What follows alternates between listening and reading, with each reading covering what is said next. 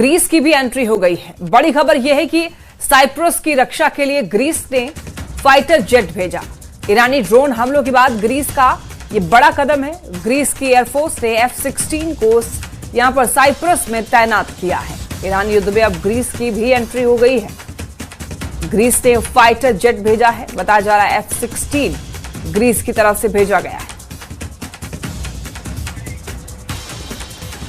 तो बताया जा रहा है कि F-16 को साइप्रस में तैनात किया गया है।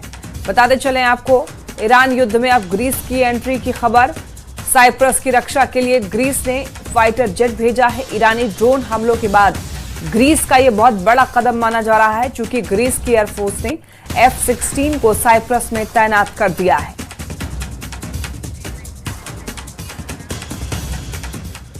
ईरान के इस्लामिक रेवोल्यूशनरी गार्ड कॉर्प ने हॉर्मुज स्ट्रेट को लेकर बड़ी चेतावनी दी है। IRGC ने कहा है कि वो किसी भी ऐसे जहाज को आग के हवाले कर देगा जो हॉर्मुज स्ट्रेट के रास्ते से गुजरेगा।